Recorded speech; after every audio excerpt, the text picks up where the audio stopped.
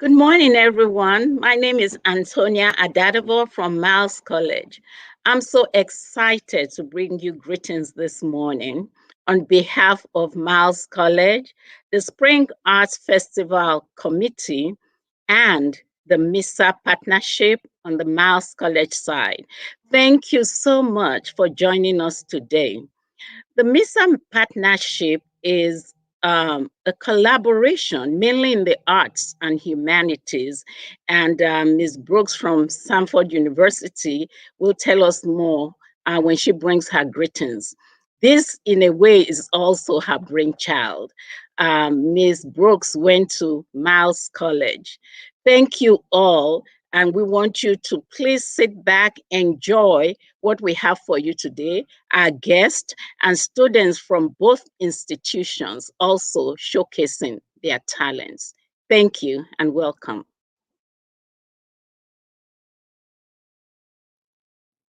Greetings, I'm Angelia Brooks, and I am so glad to bring greetings from Sanford University under the leadership of Dr. Andrew Westmoreland, and also greetings from School of the Arts under our Dean, our leadership, Dr. Joseph Hopkins. We are so excited about this partnership that is co-chaired by Dr. Baptiste along with Dr. Joseph Hopkins. We want to bring you love and arts that embraces humanity and foster a long-lasting relationship of diversity. This project began specifically with discussions in 2019, but a seed was planted many decades ago when students led and their leadership of love in the love of Christ to welcome students on the campus of Miles College that didn't feel so welcome at the time. So we hope you will enjoy and stay tuned for more projects from the MISA project. Thank you.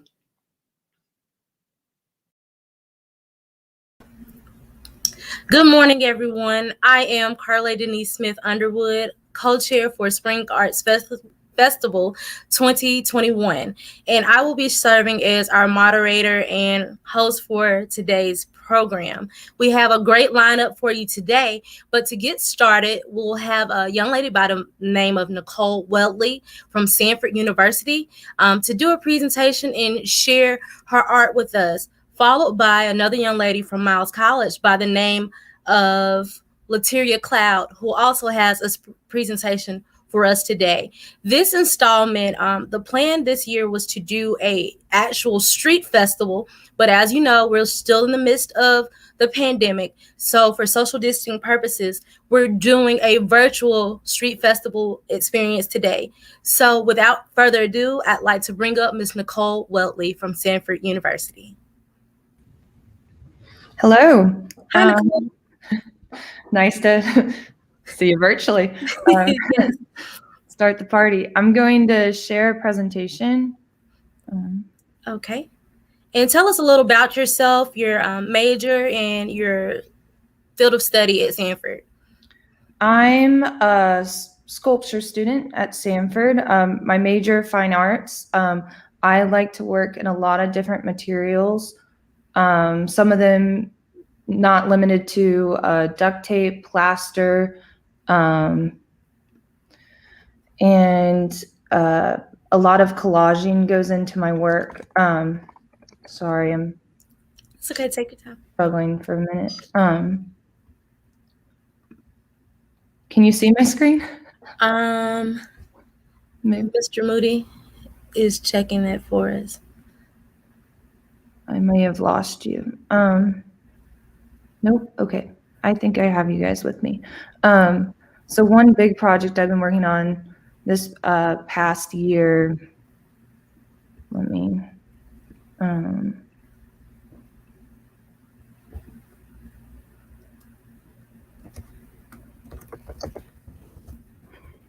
has been a dodecahedron that I've made out of duct tape, known as Unity Ball.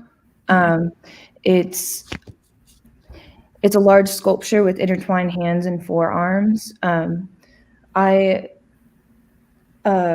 like many students, had felt misplaced over quarantine, and as an RA, had stayed on Sanford's campus to help remaining Sanford students on campus. And feeling isolated, I had started making duct tape arm castings to fill the void I was feeling in the mix of the pandemic.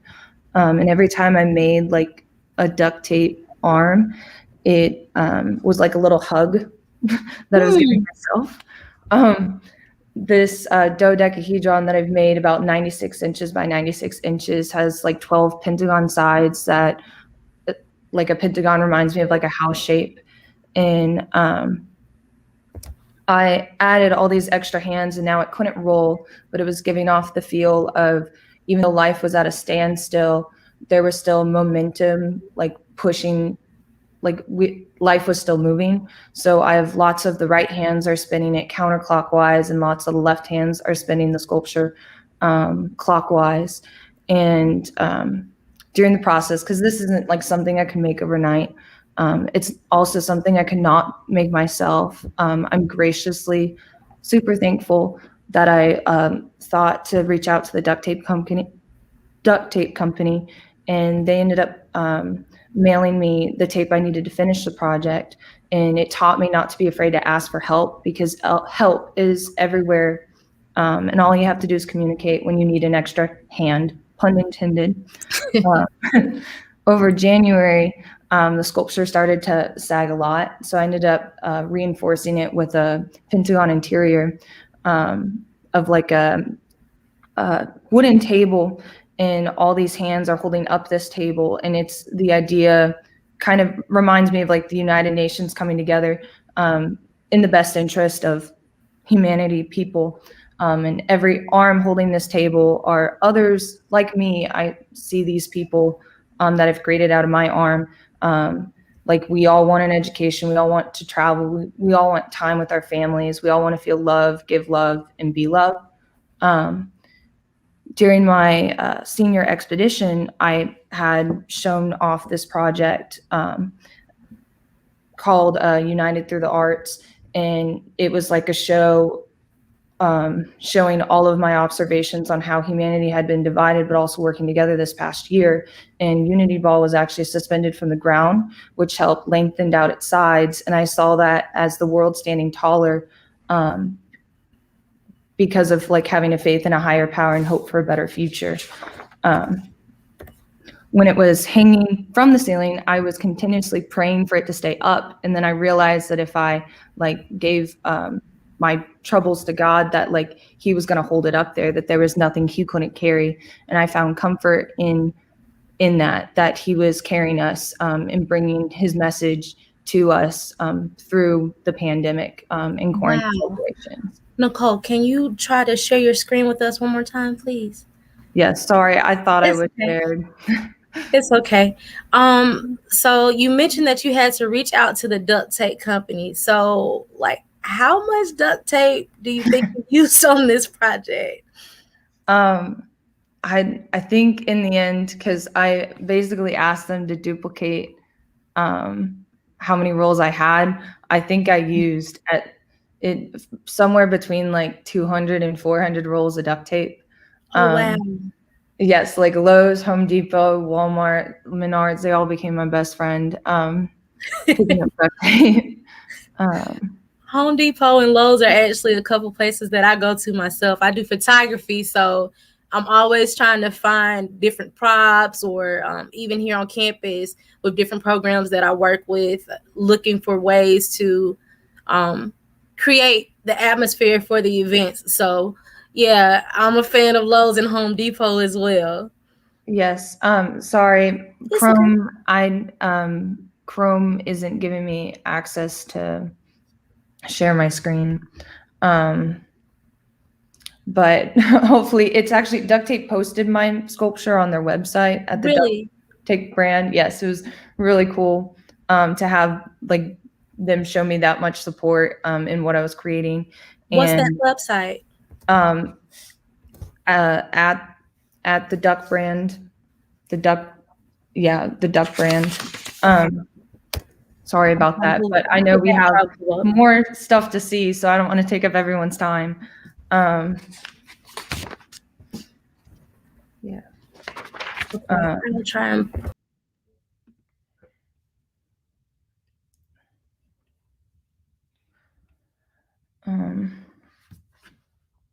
But no, I just wanted to share photos because the shadow it created in the gallery kind of like reflected as to what I was seeing myself creating this project. And it was kind of like what you're doing in quarantine and how you're spending your time in these like times of distress and worriness. It's the impact you're leaving on society. So it like led me to believe like how thankful I am for all these apps that have kept us together and where we're going.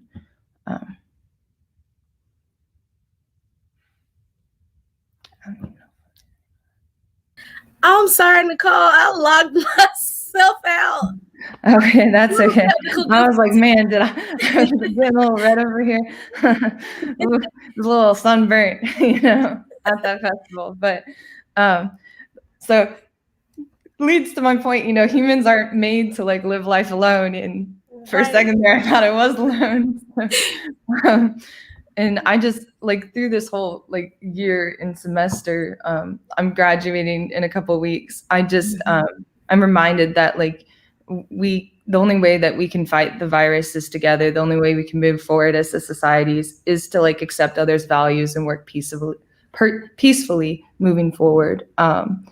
And this like unity ball structure that I created, it's just a new art form of communication, just showing how like even though we can't like hold each other's hands, like maybe a little bit more now, but we just the way we communicate, the way we speak to one another, it's changed, and change is inevitable. So you just have to hold on to it and move forward and present yourself and others in the best way in what you do and pursue and make. That's what I have for you. Awesome. Well, listen, while we're trying to figure out how we can, because I really want everyone to see this because it sounds so amazing. And, as artists, when we're creating our pieces, as they say, as artists, we're very sensitive about our creations. Yeah. So I can tell that you put so much in it, and it was in a way almost therapeutic for you. So I want to make sure that we do get a chance to bring that in before we end our live on today. So if you will stick around, and also I'm going to bring you back for our Q&A session with Ms. Lowe Harris. So thank you so much for your time, Nicole, and I just keep pushing forward, and congratulations, you're getting ready to graduate and the light, finally at the end of the tunnel, and keep up the great work. You too. Thank you. Next up, I'll have Miss Lateria Cloud. Lateria is a student here at Miles College, and she's a freelance photographer. Lateria, are you there? Hi, everyone. Hi, Lateria. How you doing this morning? I'm good. How are you? I'm great. Can you tell us a little about yourself, your major? Well, I'm Lateria Cloud. I am a second semester sophomore here at Miles. I'm from Forest Park, Georgia. On my free time, I'm a freelance photographer.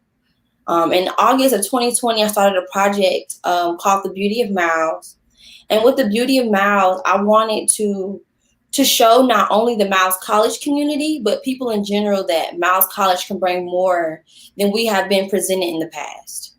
And I also wanted to give the students who aren't able to come on campus due to COVID-19 opportunities to connect with their students and stay involved on campus.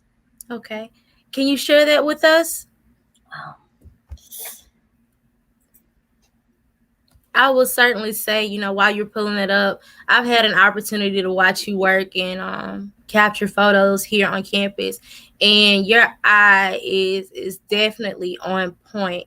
And it's so nice to see another woman doing photography here on campus, because normally our student photographers are males. So can you tell us about your feed and on Instagram, and maybe pick out a couple photos for us? Can you guys see? Yes, we can see. Okay. So basically the page is where I go and I just take pictures of events. I I basically connect through Beauty of Miles basically through events, historical figures, history, students, and more. And Is that recently, a picture of our illustrious president, yes, Dr. Bobby Knight? Dr. Bobby Knight. This was for our honors convocation for the honor students who have exceeded academically throughout their years here at Miles.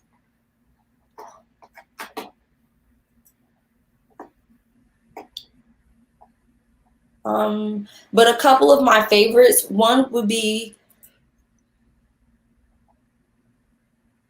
the Alphas Neo presentation we had recently. Why is that one of your favorites? It shows from like where I started in the beginning to where I am now, like how much I've progressed as a photographer. Okay. Another thing I noted scrolling through your feed, you seem to do a lot of portraits of students, kind of like capturing them just on campus. What's your thought process when you're taking photos of them or selecting them as your subject? Some of them I did for February. Being that February is Black History Month, I wanted to pick some students and highlight their beauty of being Black. Okay. And I also wanted to have just their students to give like their spotlight time. Like this student right here, he has his own clothing brand called New Hustle, and I wanted to use the Beauty of Miles to shout out his business and to give him some more promotions for students who may not have known about him, or alumni, or just anyone in general to know that, you know, this student Charles, he has a clothing brand, like, you know, shop with him and support him. So I just wanted to show, like, you know, to give the students their time to like shine and show that their beauty also, because Miles College, like, we're our students, and as a student body, we are beautiful, and I wanted them to have the opportunity to like show that.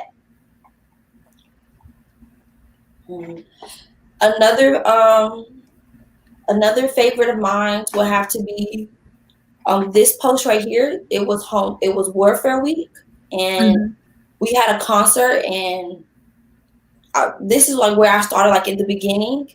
Okay. And I'm very proud of myself from like where I started to where I am now. So when did you start doing photography? I started doing photography in August. I picked up the camera and I just started. It was really like something I've always wanted to do in high school, but I didn't really have the money or the time to really sit down and do it. So I got the opportunity with Miles College to do that. So I took the chance and I ran with it. Okay. Can you give me another one of your favorites? Another one.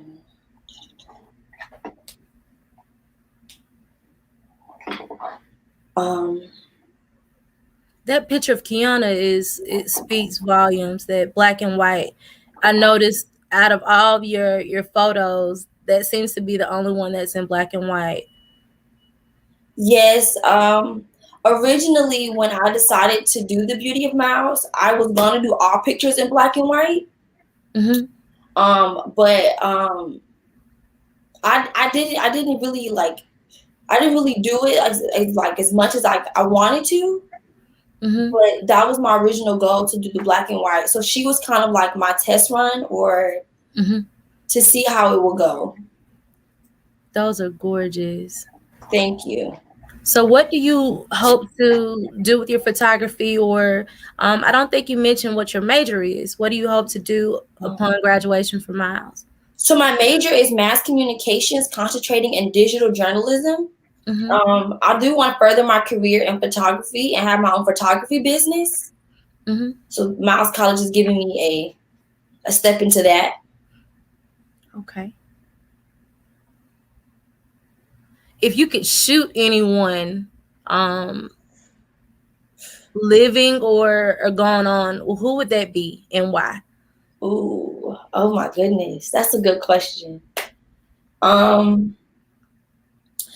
have like a couple, but for one, recently, like who I've seen is Viola Davis. Really? Yes, like Viola Davis is a very beautiful woman, and I love her energy and her just Black empowerment and just like sisterhood. And I just love her energy, and like through her pictures, she's very radiant. And so being and have the opportunity to take pictures of Viola Davis, not only just like for a magazine, but just because would be an honor for me. Sounds good. Well, thank you so much, Latiria, for sharing your art and the beginning of your journey with us. And I look to see more from you. You certainly have grown and you'll continue to grow from that young lady I met during registration here at Miles College. So thank you for your time. Good luck with your finals coming up. And Thank we'll see you. more from you. And hopefully we'll be able to feature you later on in spring art festivals to come. Next up, we will have our guest artist for today. Her name is Lauren Harris. She's a native of Bessemer, Alabama, and a dear family friend of mine. She's like a sister. So I would like to bring up Ms. Lauren Harris and have her come in her own way at this time. Hey, Hey, Lauren. how's it going? Good. How are you this morning? I'm doing really good, starting the day off right. I really enjoyed seeing the student presentations. Actually, I know that we had trouble viewing Nicole's. I went ahead and actually Googled Nicole's sculpture while she was speaking because I did want to engage visually while she was speaking. So I'm excited for all of you to be able to see it when you represent her work. I really enjoyed seeing Lataria's work as well. I think that it's so important to celebrate your community, and there's a kind of people power in the intention of her work. So it was really lovely seeing both of their sort of artistic mediums come together in this presentation. Yes. So, Lauren, tell us about yourself. Who Yeah, is Lo Harris? yes. So professionally, I go by Lo Harris. My name is Lauren Harris, and I'm an illustrator and animator currently based in New York City. And I actually, my professional background actually has its roots in journalism specifically. So I did attend Northwestern University's Medill School of Journalism and studied journalism. I worked at entities like the Chicago Reporter, like the New York Times, Bustle, and I ended up sort of falling into this world of motion design within the digital storytelling section of news. So if you've ever seen a video from an entity like Vox.com, where it's like these very special sort of like graphically driven stories, like that was the kind of work that I wanted to do. And that's what I ended up doing at NBC News for the past year. And during the pandemic, I found myself falling back into something that had been very special to me when I was growing up, which was digital illustration specifically. And I got my start, it like playing around in Microsoft Paint, on the computer, drawing with the mouse. I got involved in different online arts communities and, taught myself how to draw. I did go to the Alabama School of Fine Arts for high school, but I actually studied creative writing. So I have no formal arts education, and yet I've been able to sort of create for myself like a very successful art career commercially. So yes, and I'm happy to also, if this screen sharing is all put together, I'm happy to also share my work and talk about the intentions of my work as well. Please do so. All right. So you mentioned, Lauren, that you were in digital journalism. So how did you take that leap of faith to step out there and do this on your own? Also, just checking, is my screen sharing? Yes, it is. Perfect. So taking that leap of faith was something that I did not anticipate. Like usually everything in my life, I kind of planned it a little bit, but this was not something that I planned at all. And it was something where, even though I didn't plan it, I'm not going to say that it fell in my lap, right? Because there were all of these things, all of these elements that came together that made that the right decision. So not only did I have this background in journalism, where in mass communications, where I was able to kind of like talk about my work and articulate where I was coming from, but I also had this childhood interest in digital illustration, and I had this curated eye that I developed by working in, digital news at these large companies. So I kind of was able to take all of those things together, and it sort of just made sense. And it wasn't until I started getting brands reaching out to me to start working more consistently with them through my art style that I made the decision to take that leap and do this full time. And it was a very big decision because, growing up, especially as a Black woman, I think that it's easy to be risk averse, and it's easy to choose to do work that is maybe more stable, quote unquote, to be the nurse, to be the lawyer, to be the doctor.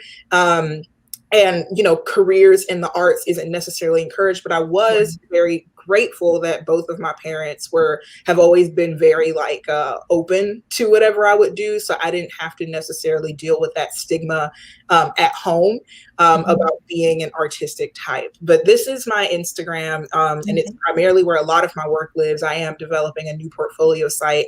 And it is this is me, Low Harris _art. My work primarily champions vibrance, confidence, joy. I tend to draw a lot of feminine figures, but also draw males too. And I've been very obsessed with color and, just like everyday life scenes, you know what I mean? Like drawing different things, whether it's food, whether it's people. There is a strong sense of social justice in my work and in my animations. And there are a few commercial projects that I will be kind of taking you guys through as well. But first I want to show just a couple of my favorite non-commercial projects. So this is a piece called You Are, and I think this is my most recent favorite piece because I think that it really encompasses all the things that I say my work is about: that vibrance, that confidence, that joy, and that emphasis on womanhood, specifically Black womanhood. So in this piece, I just wanted to create something very graphic, very slick, very clean, that sort of illustrated the ways in which you can describe, or compliment or just affirm a Black woman without using words like pretty or beautiful or, any of that. So you see her adorned with words like fun, kind, love, respected, passionate, capable, smart. And this piece, it wasn't necessarily planned over the course of months or anything, but it was something that felt right to me in that time, which is kind of a big part of my process. I think a lot of the work that I create is very much reactionary to a very specific emotion that I'm having in a very specific time, and not necessarily I'm going to make this big thing and market it this way. This is a piece called Joy Park that I created last week, 5 days ago. And the kind of idea around Joy Park, people just keep getting shot. And it's kind of difficult even to just be able to keep up with all the people and to make a morning post about all the people and to really even emotionally engage every single time a Black person is killed or a person of color is killed through brutality. So I just, this is definitely a reactionary piece where I just wanted to create this little piece that just showed different Black people, doing different activities in this park, completely unbothered. I called it Joy Park, Welcome to Joy Park. And it's just a little girl on the swings, a couple picking apples, a grandma and her grandpa on the side, this woman chilling in the grass with a book. So again, there's that emphasis on joy. There's that emphasis on color. And then on my animation side, and this was actually from a project I did with American Express. So American Express has a podcast called Built to Last, which is hosted by Elaine Welteroth. And it's a podcast that essentially was born from the protests this past summer that is trying to highlight Black-owned businesses and talk about them within the historical context of Black entrepreneurs in that same industry. So in this particular instance, they were talking about the history of Black baristas or Black coffee makers. And it profiled the story of Rose Nakad, a slave who bought her freedom by, selling her coffee in the French market and eventually getting her own cart, permanent sort of stand in the French market, and really opened up a new sort of a new sort of working opportunity for women of color and Creole women at that time is vendeuses. So these are just different GIFs from like the overall video, which is like, it's about a 3-minute animation. And it just shows her transition from being this slave with a cart who had to give up money to her owner, who was able to like save money and, you know, create this business for herself. And like I was saying, the vendeuses open up new opportunities for these women, and eventually just sort of remind, you know, us as we're drinking coffee to remember, like, you know, we're entrepreneurs, we're drinking coffee, and like a Black entrepreneur also had a hand in our coffee consumption. Right. This portrait is a commission from Hulu for the U.S. versus Billie Holiday Lee Daniels film. So I was asked to use the likeness of Andra Day to create a piece sort of celebrating the launch of the movie. I was invited to like a virtual premiere, which was really cool. They sent like a very lovely, like kind of like press, like swag bag kit. And I call this piece Billie Among the Magnolias.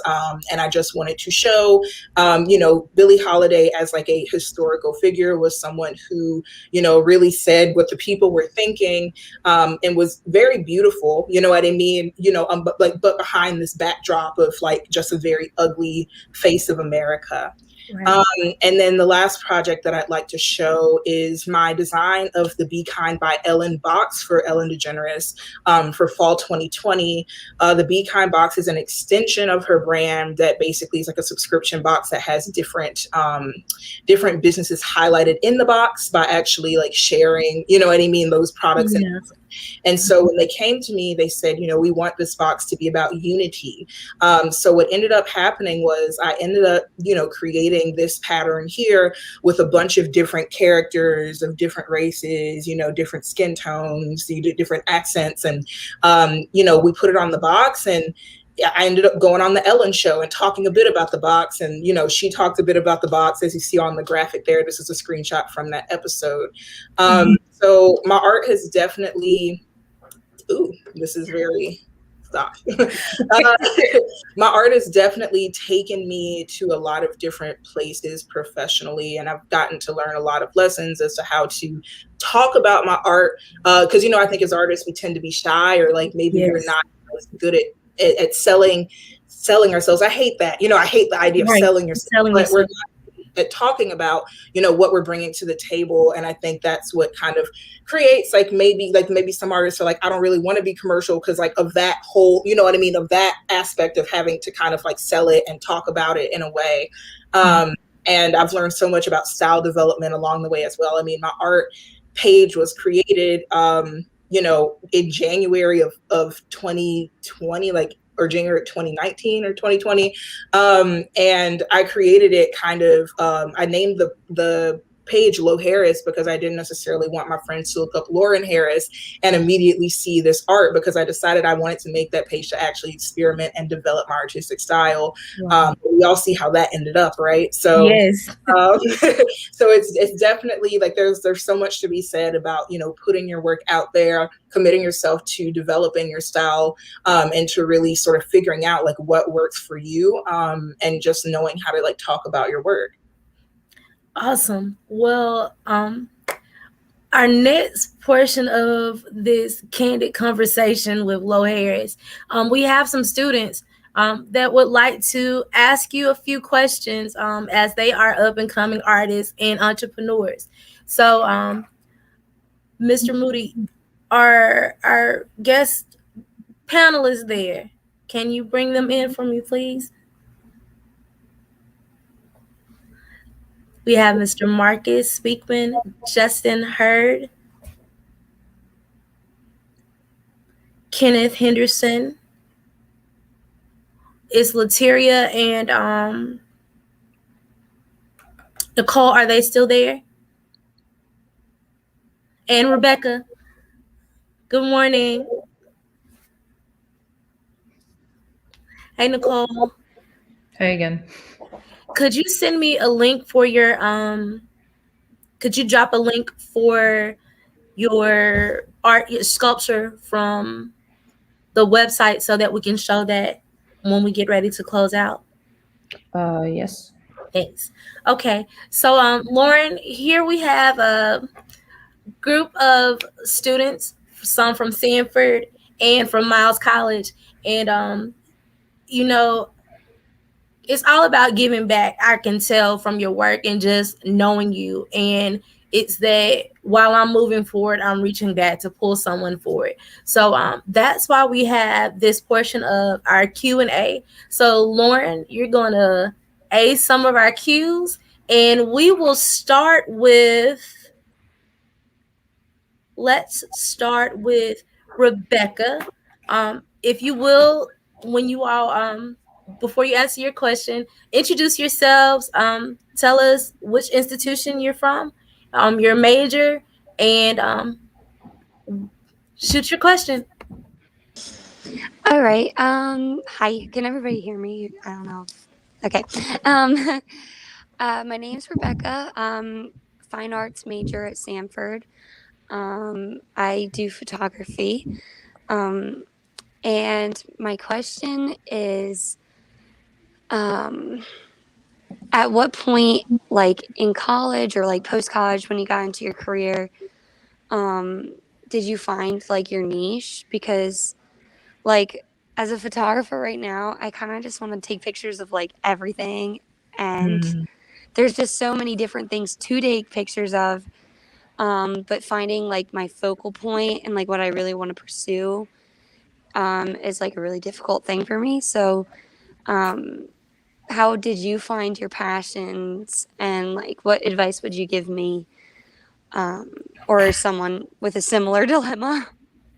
Of course, yeah. Thanks for asking, Rebecca. I can see your question on two levels, actually, both from like a multidisciplinary perspective and then also a more specific content, like a content specific perspective within the medium that you choose. So, multidisciplinarily, I actually was in like this very interesting situation where I I was interested in marketing, but I was also interested in photography, and I was also interested in videography and video editing and motion design and all of these things. And while I would not take back any of my curiosity in any of those fields, I did start to find that I sort of had to narrow my focus. But I do have like a modified version of that because I think a lot of mentors would say, pick one thing and be the best at it, which, like, okay, there's a case for that.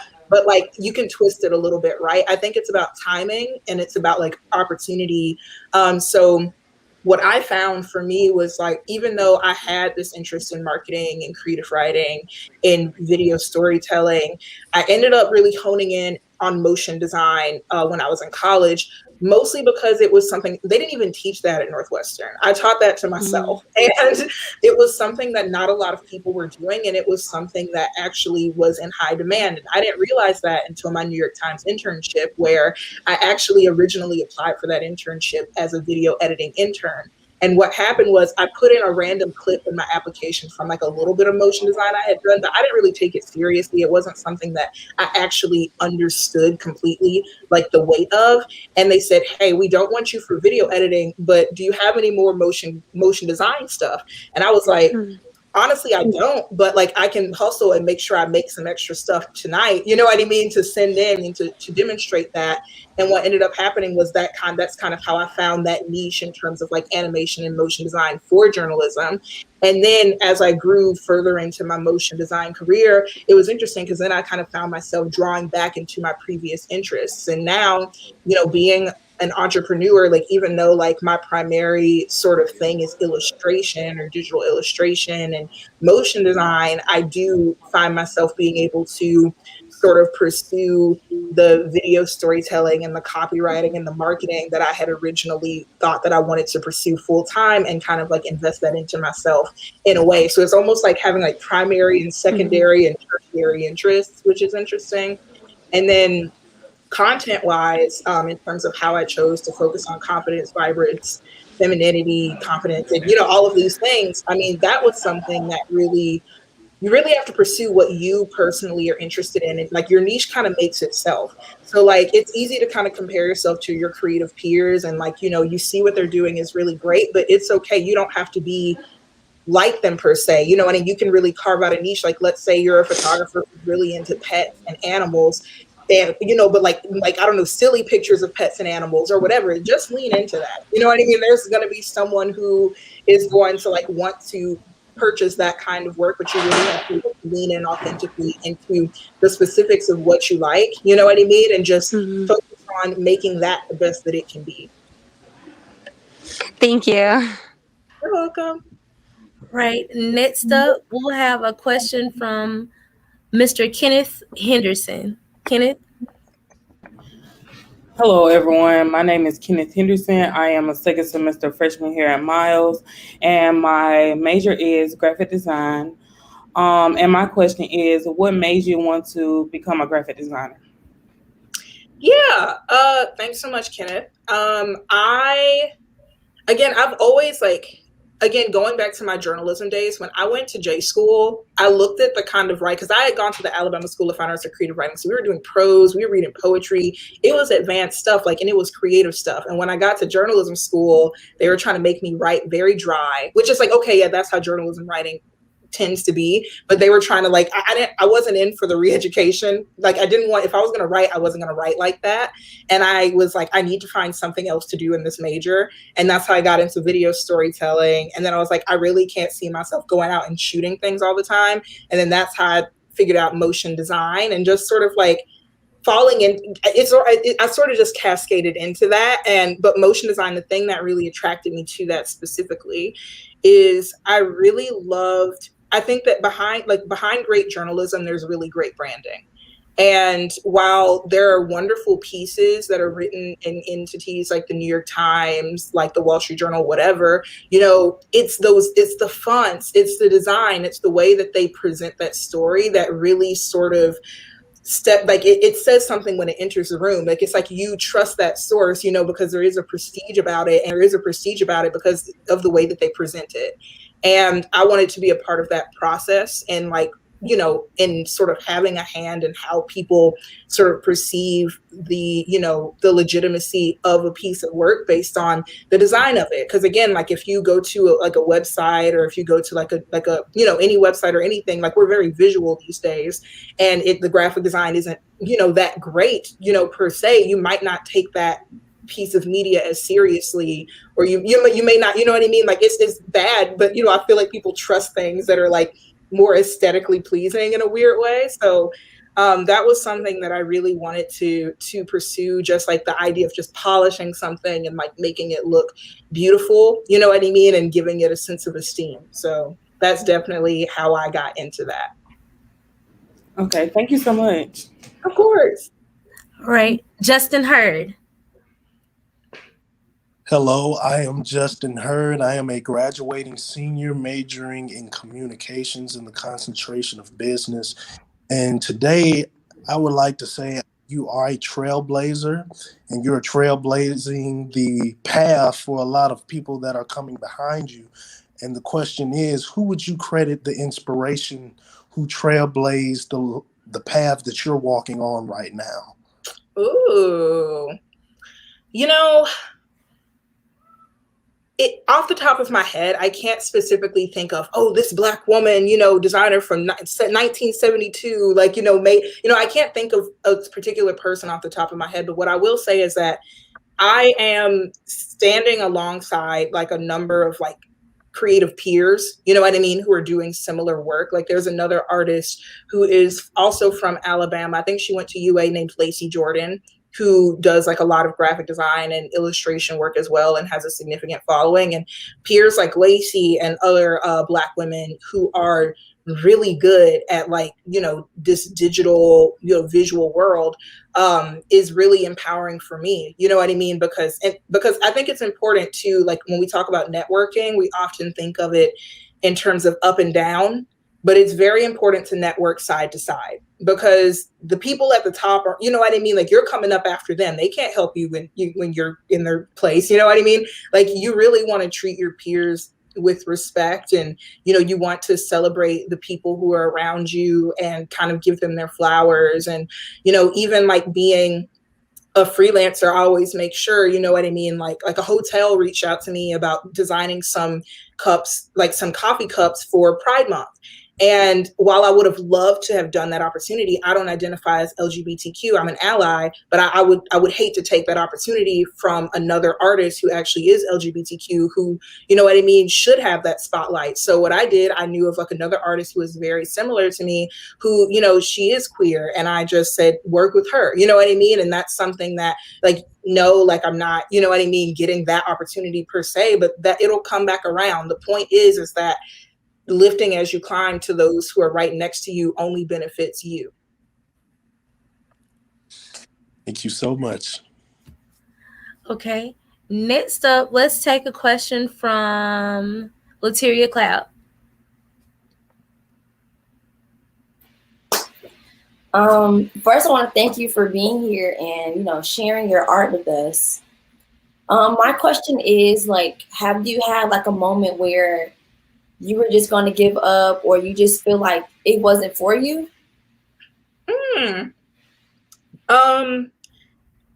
very fresh to working for myself, but I do know, like, within like my news career, when I was working as an animator, there was a point where it was really difficult. It felt like very difficult for me to do my job or to see myself thriving in that position. It was around the time that I was at NBC News, and it was around the time of George Floyd's death. And being Black at this time and working in media and news has been a tremendously specific experience. And it's hard because you have to kind of see these things and you have to show up and be professional, even though these are conversations that are about your, the validity of your actual life. You know what I mean? Like, it's like, just because I work at this organization doesn't mean that I'm protected from like the things that are happening to these people we're talking about.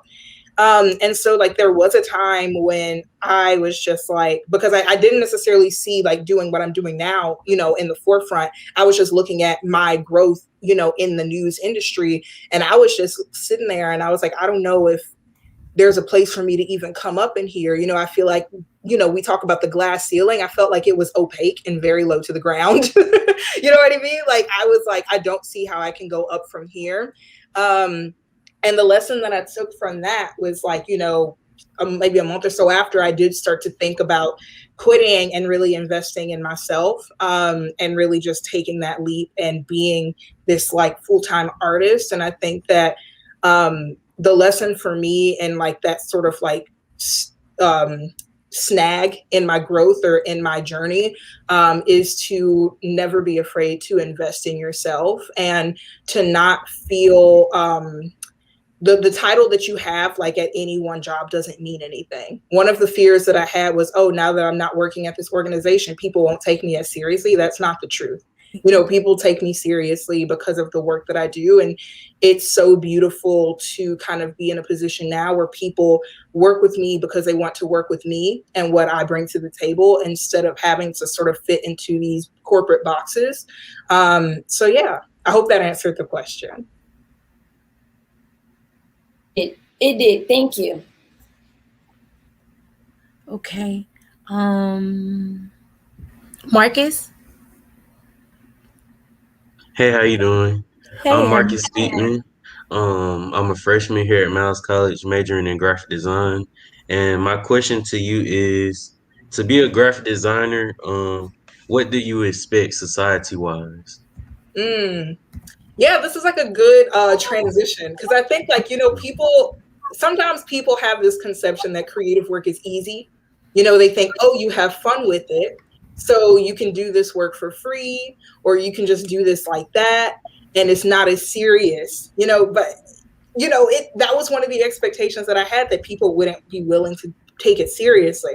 But what I found is, like, because I take myself seriously and because I kind of like approach my clients, you know, in such a way, you know, when you take yourself seriously, other people take you seriously. It's very strange. You know what I mean? It's almost like, even if you don't believe it, you kind of have to fake it till you make it and just be like, no, this is below budget for me. I deserve this. And if they want to work with you, you know, they might actually make that work. And if they can't do it, they can't do it. But there are millions of people who will do it.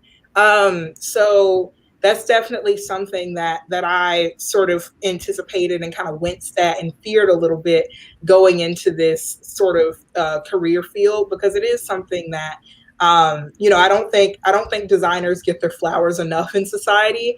And I think that has a lot to do with the way that we talk about creativity in our society, right? Like we talk about the left brain and the right brain, and we think people who are math people or engineer people can't be creative, and people who like paint and draw and sing are creative. But then like we associate like the engineers with like more money. And if we were to just say like engineers can be creative, just like a singer can be creative, like if we kind of like destigmatize the idea around like what creativity is as it goes with a specific field of work, then I think that the way that we talk about paying creatives will definitely change.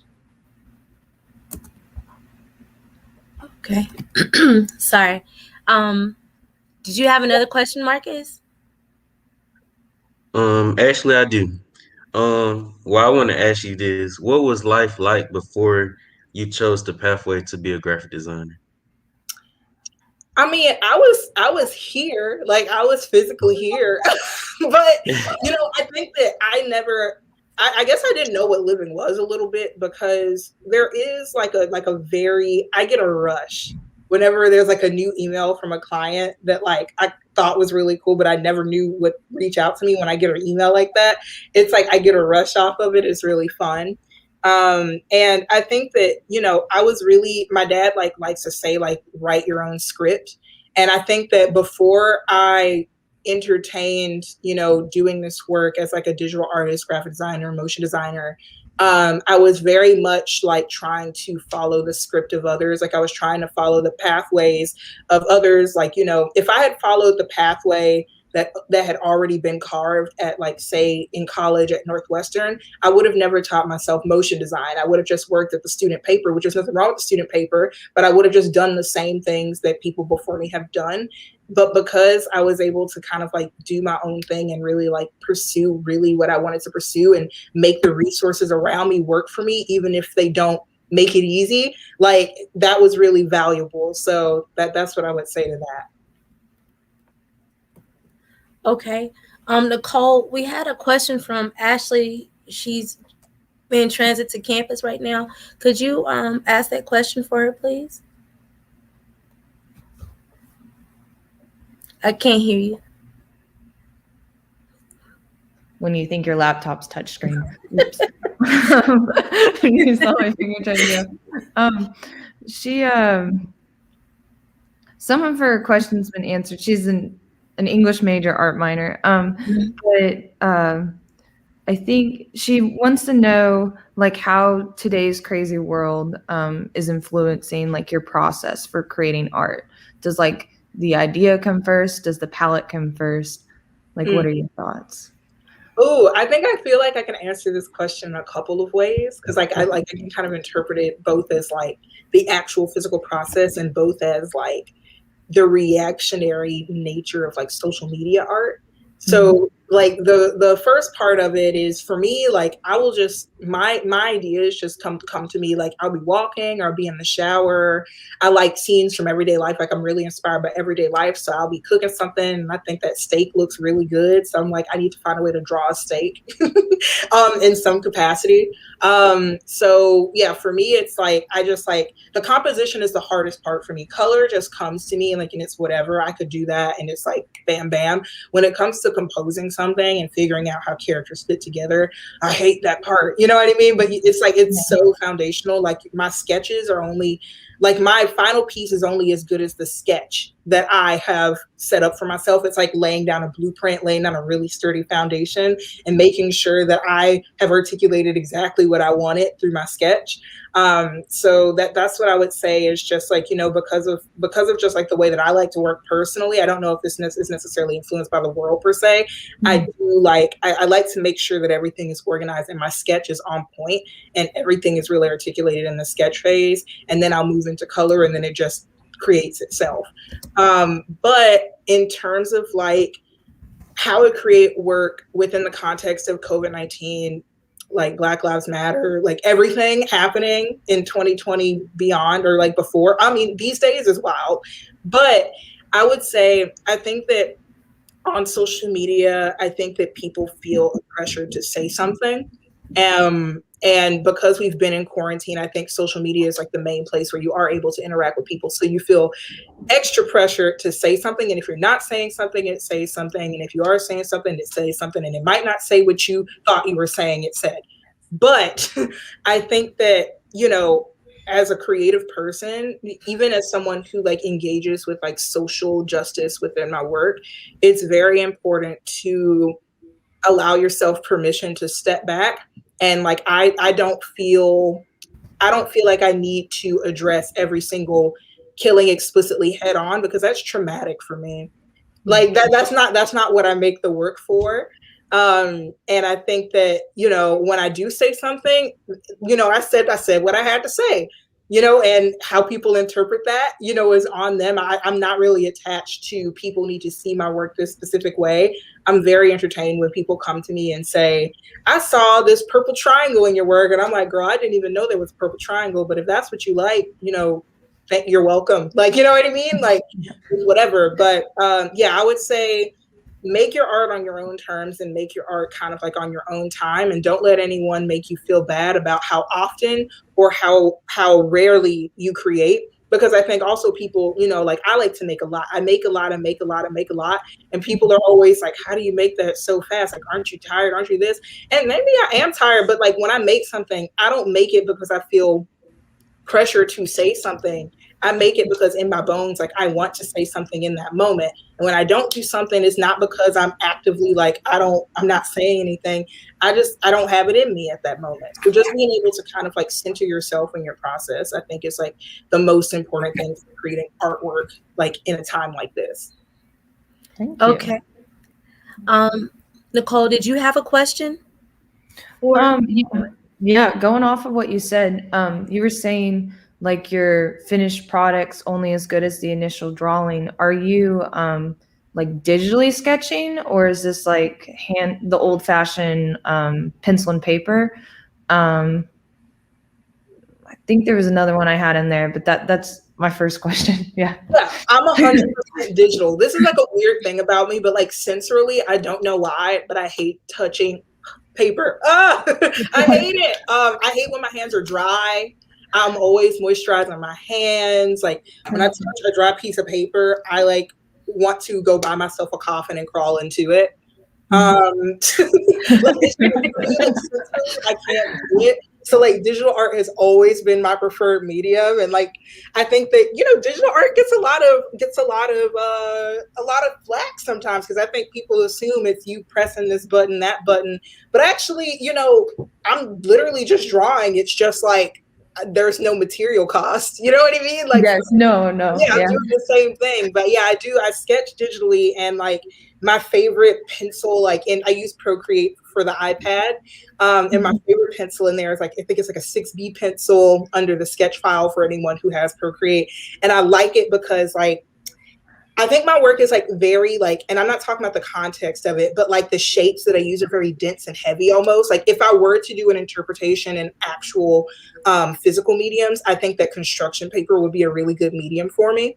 Okay. But like it's very dense, and like being able to use that 6B pencil to draw like heavy, very intentional, like smooth, like lines, like it just sets the tone for it. And I'm like, I'm ready. I see where this is going. You know what I mean? Like, I don't do like little soft, sketchy lines and then I draw my hard shapes. Like, no, like I start with like a soft, sketchy thing, and then I clean it up with like carving these nice lines in it. And then I just like, I do the same thing, but with color, and it just like, it fits together in like a very neat way. I like my work to be neat. So yeah, I do everything digitally. Okay. No, my second question, I guess going off of that, when you like finish a piece, say in like Procreate, does it feel finished in Procreate, or does it feel finally finished when it's like printed out on a mug, or like as a pamphlet or as like a cross stitch pattern? Like when do you feel like you've completed your project? Ooh, I definitely feel like I've completed it when I just like post it out there. And it's so funny too, because that gets me in trouble, because there will be times where I'll be drawn and I'll be really into this, and then like in the sketch, like there's like a foot, you know what I mean, somewhere, and I just missed it in like my layering process, and then suddenly like the final sketch is like this lady with like one foot, and I'm like, but you know what, it looks great. So like, you know what I mean? Like sometimes I'll forget something, because I love just like posting it and putting it out there, and not necessarily because I want to see likes, but like I like my grid. Like I like seeing like all my art sit together in these like little squares and like densely packed with color and stuff. So posting it, and then I go straight to my feed and I look at the grid and I say I did good, and then I go take a shower. So Good. Yeah. Oh, Carla, you're muted. Sorry. We have one more question from Kenneth, and then we'll bring back up Nicole so that we can see her beautiful artwork, because I really want to see that. Kenneth, you have a question?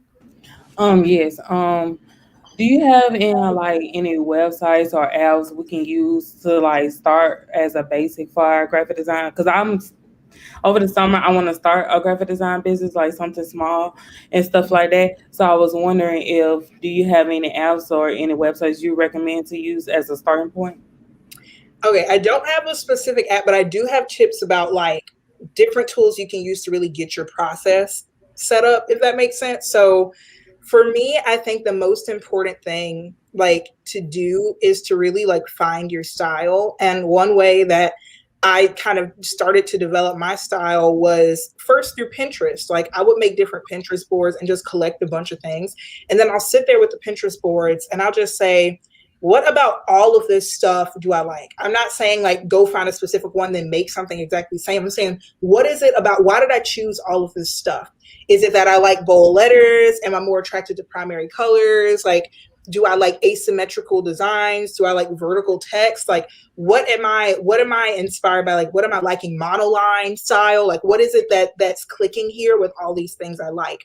And then the next thing that I did was actually put my work out there. So if you don't already have a website and an Instagram, you know, being able to just like kind of make those platforms and start posting your work as you like get better and better is like a very helpful thing to do, because you also can find clients through there too.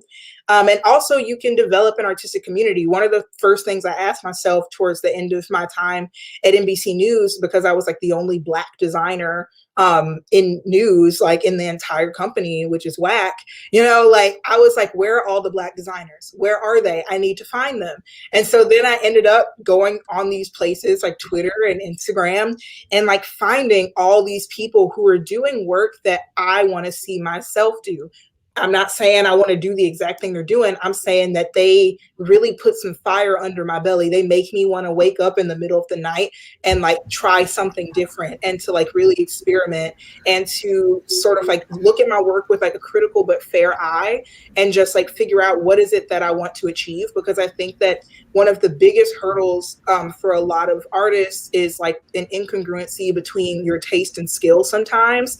And it's like this weird loop where it's like, you're in this because like, and it's a quote from Ira Glass, who's like an American broadcaster personality, and he talks about how like you're in this business because you have taste and you know it looks good, but you don't like, you know, you don't always have all the tools you need to really execute on that taste in the exact way you want to. So like really creating your own personal journey to like figure out your taste and know what your tastes are, and then start working into like learning the industry specific tools. You know what I mean? Like there are open source options.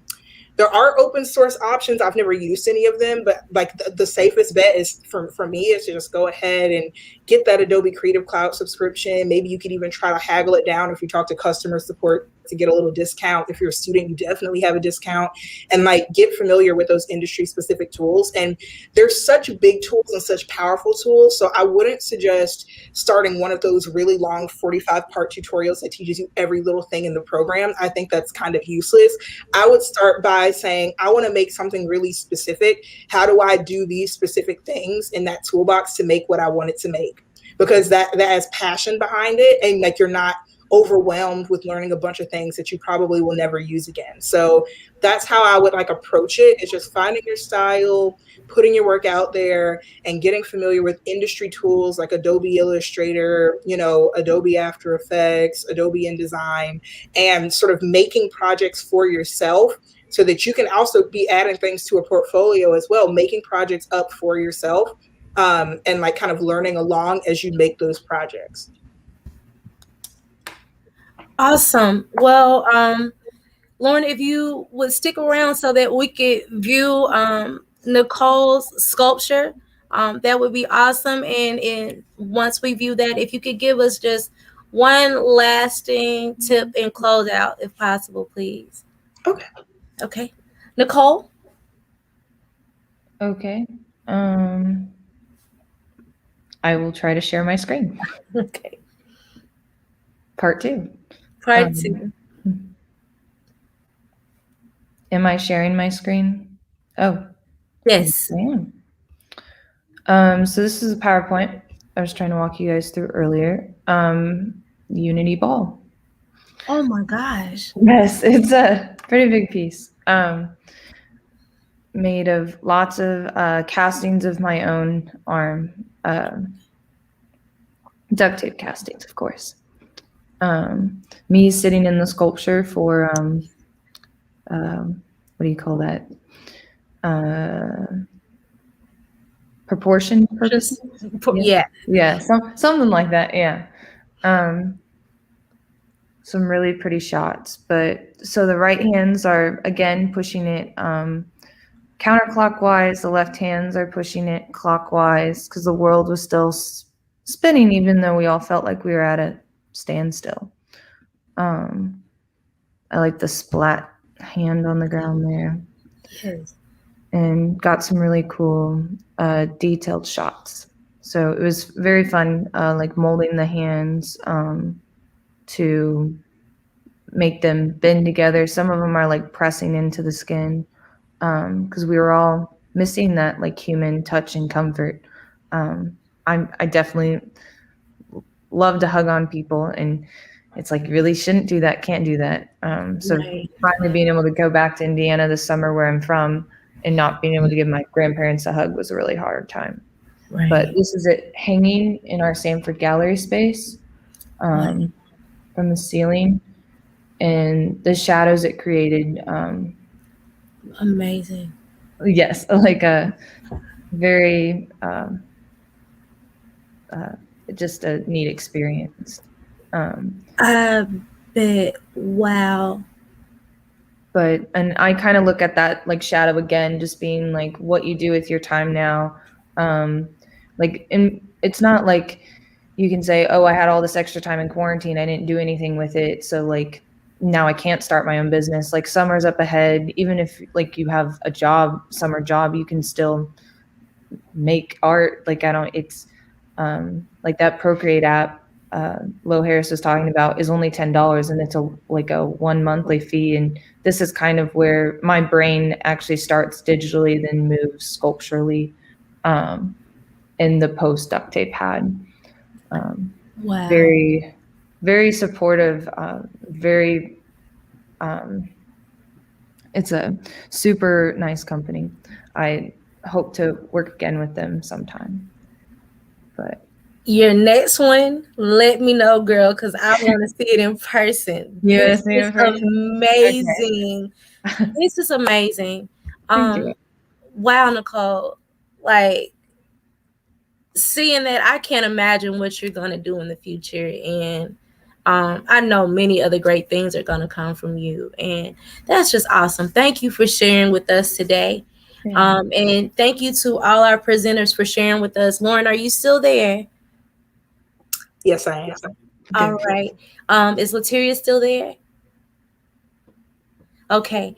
And at this time, I would like to bring up our provost, Dr. Geraldine Agee, to close us out. But before we do that, Lauren, do you have anything that you want to leave us with today?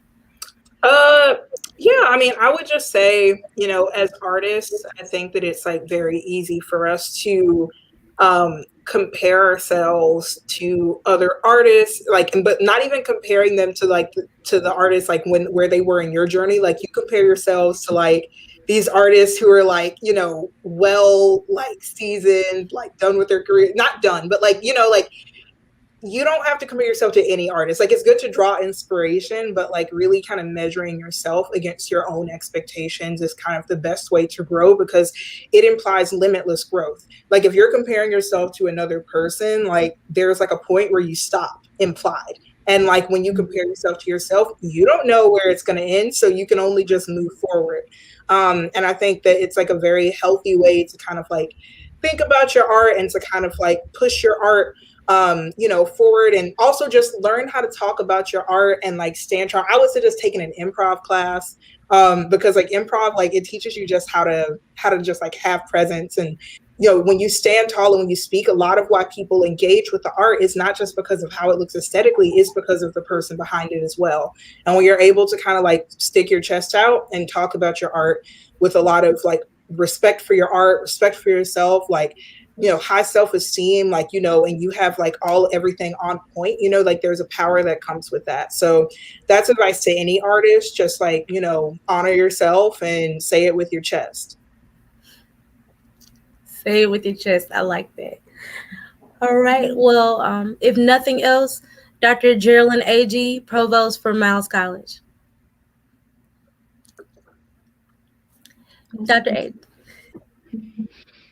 Hello, everyone. Thank you so much for this this awesome experience. I'm going to ask Dr. Adatovo to join me, and she's going to bring closing remarks. And so I'm pre-closing remarks. And Ms. Harris, thank you so much for what you've done today for both the students at Sanford and at Miles College. And we know the way that the virtual world goes, there's going to be many, many other people that are going to show that they're going to see what you've done. Nicole, so inspired by your work, is so beautiful. And Lateria, so great, the questions that you asked and how you presented the information as well. I'm a big fan of the arts. So I wanted to show something from Miss Harris's Instagram, Low Harris _art. And so basically in this Instagram post, she's given the secrets, you guys. You know, a success leaves tracks, and so she is sharing those tracks and sharing those steps. So please follow her and please get into not only her art but her energy.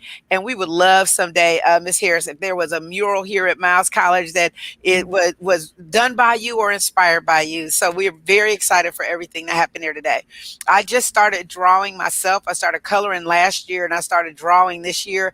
And I was with our president, Bobby Knight, who is another fan of the arts and patron of the arts. And she's excited about what we're doing here today.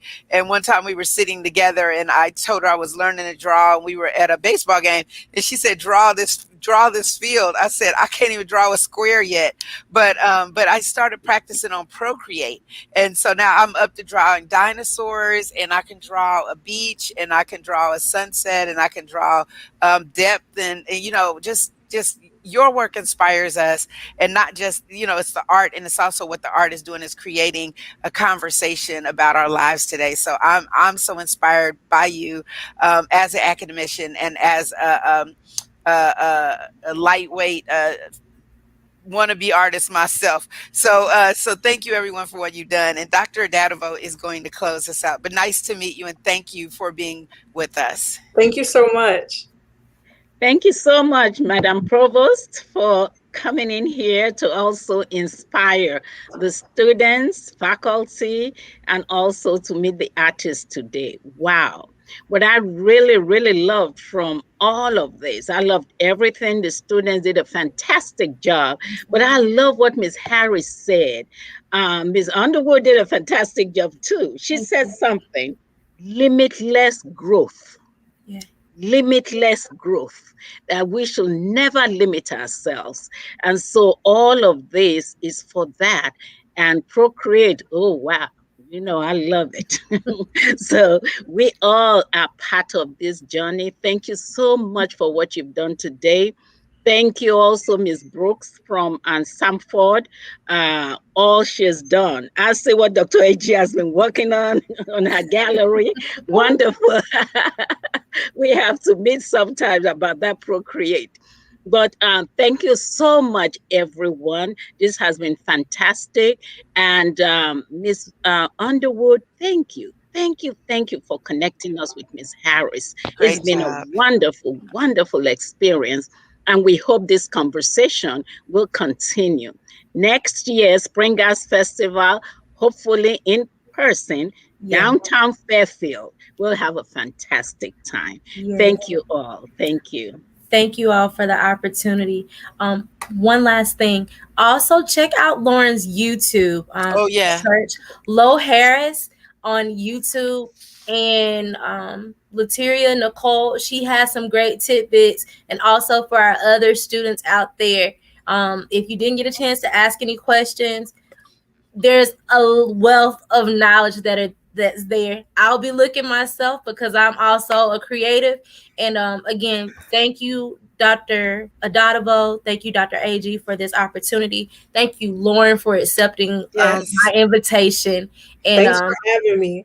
Yes. hopefully we'll get to have you here on campus. And thank you, everyone. This has been a candid conversation with Lo Harris for our installment of our virtual street festival, Miles College Spring Arts Festival 2021. You all have a great day. Thanks everyone.